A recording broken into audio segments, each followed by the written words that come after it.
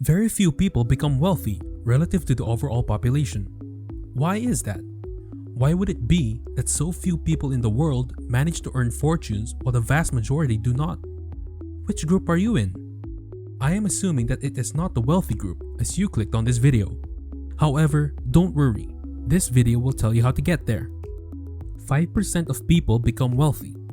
To begin, let's look at who is within the small percentage of people who hold all the wealth by imagining 100 young people that are all in their early 20s.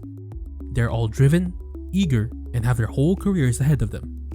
They live in the country that has the most opportunities available to them anywhere on earth. Now, let's fast forward 4 decades. Imagine 40 years passing at incredible speed until suddenly, all of these people are now age 65. Now, let's see where they all are in their financial lives. On average, the statistics say that 1 will be rich, 4 will be financially independent for life, 5 will still be working, 36 will be dead, 54 will be dependent on others. They are eye-opening stats when you think about it. 1 will be rich, 4 will be financially independent, but 54, more than half of our group of 100, will end up dependent on others.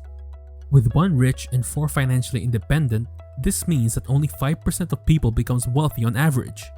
Do you think that you will be in that 5%? 54 people out of 100 will not be financially independent. Perhaps more shocking than the fact only 5% get to wealthy status is that 54% end up nowhere close to wealthy and in fact dependent on others. Let's think about this a little deeper. If you were to practice playing an instrument every day, 7 days a week for over 40 years, then you would expect to be a master of that instrument. Likewise, if your career led you to practice engineering, project planning, computer coding, law, or marketing for over 40 years, you would also be considered an expert in that field. Yet, according to the averages, 54 people from our starting 100 have worked in our economy every day for over 40 years and still have not been able to achieve financial independence by the age of 65. Why would that be? It makes you wonder how financial independence is even possible. Well, it is possible, and it is certainly not a matter of luck. It's simply a matter of planning. The 5% of people who become wealthy do not conform. Let's think about that 5% of people who make it to financial independence. What is it about them that makes them different to the rest of the 95%? Well, there are a number of things, but experts say that one of the main reasons is that they do not conform or follow the crowd. You see, the key point here is that if you conform, you do what 95% of people do. Then you end up with the same results as 95% of the people get, not the 5%. So why do people conform? Well, in short, it's because it is easy and because you have been conditioned to conform from a young age. From our very early years and all through school, we are told what to do and how to think. As we grow up, we quickly develop the desire to belong to the group, to not be different. We act, talk, and even dress like the others around us. Kids can be cruel to outsiders or those who are different, so we blend in and conform with the crowd. We leave school after spending 18 years conforming and naturally continue to follow what the other people around us are doing. If they are getting jobs, we get a job. We're not going to start thinking independently now after all of this conditioning, so we follow the crowd and enter into a career where we can get a regular paycheck like everyone else. We then have 40 years to gain financial independence. Sounds like plenty of time. However, 95% of people do not. They don't achieve this because they followed everyone else and they didn't stand a chance. The only way we can change our course and become one of the 5% is to decide to think outside of what the crowd are doing. You see, conforming is easy. Thinking for yourself is hard. That is why so many people do not succeed. If you can think independently, generate ideas, and persistently take action towards those ideas, then nothing will be able to stop you. So, not conforming or following the crowd and thinking independently are critical elements in getting you into that top group 5% of people that you want to be a part of. But how do you exactly go about becoming wealthy? What do you need to do on a daily basis? What are the vast majority doing wrong? And what are the top 5% doing right? Well, you're going to find out. If you want to become financially independent so that you never have to worry about an income again, keep watching. How to become financially independent.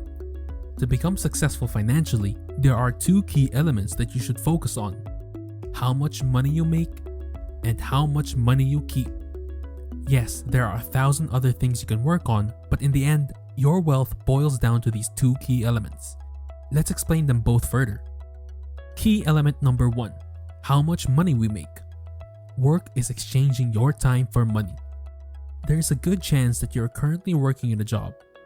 This is when you go to a company each day to perform some work and you are given money for doing it. You have agreed to do this for a certain number of hours per day. This is how most of us earn money.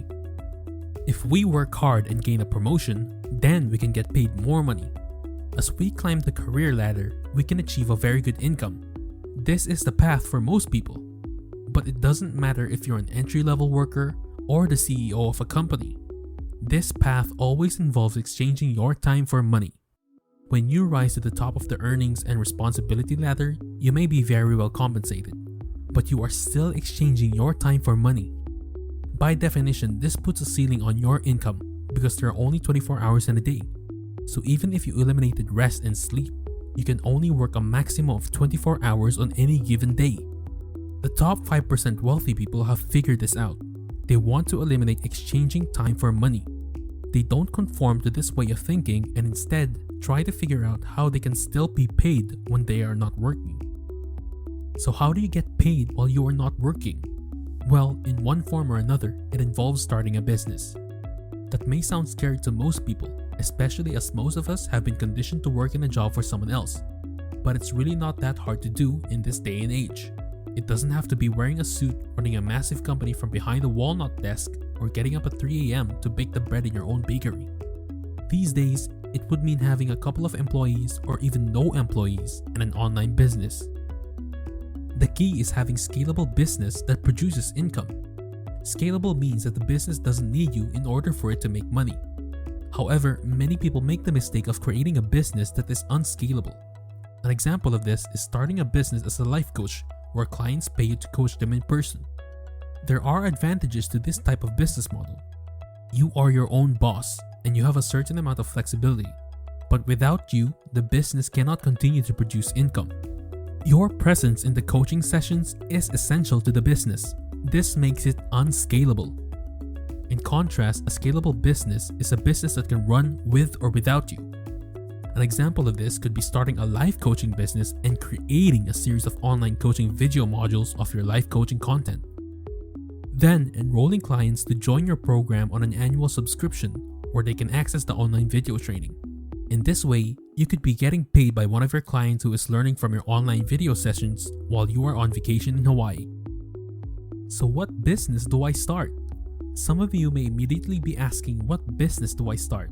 After years of conforming, this can be a hard problem to solve. You may have no experience in starting a business or any idea on what to base your business on. The first step to solving this problem is to get curious. That's one characteristic the 5% of people have, and you should grow that muscle. In this case, get curious and begin asking yourself some questions. To start, ask yourself some questions about your skills. What are you good at? What skills do you have? What comes naturally to you? What do people say you should do for a living? What do people tell you are good at?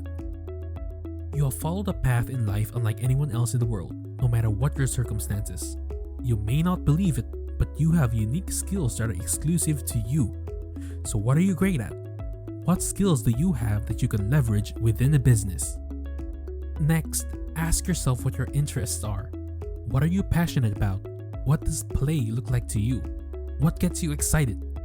In an ideal scenario, if you could do whatever you wanted in a work setting, what would it be? Can you imagine working on something and actually enjoying it? After that, start looking for problems. Businesses solve problems. That's all they do when it comes down to it. A business solves a problem for someone and they pay the business for that solution. Begin to think about what problems can you solve for people. What problems have you encountered in your own life? Can you think of a solution to it? What would you pay someone to fix? Remember, as you go through this process to think outside the box. For example, you may have identified a problem, but you may not know all the answers. Ask yourself, if you could join forces with another person within your network, who knows the answers or could help you? Develop the habit of thinking constantly about how things could be done better. Train yourself to continually generate ideas. This is how the top 5% think. Finally, look for opportunities in your current work. Even if you're currently in a job, exchanging your time for money, it's time to start thinking about it differently. Remember, you are part of the 5% now. This means you will begin to think differently about your work. You are not on autopilot going through the motions. That is what the 95% are doing. Begin to think about the skills and experience that you are learning in your job. Think about the network of colleagues that you have built. Be aware that this can all lead to opportunities later down the line. How can you think differently and apply the skills you have learned in your work to a business venture where you can be the beneficiary? Where can you see a niche that you could exploit with your unique skills and interests? Remember that you are working on yourself each day, even if you happen to be present at your current employer.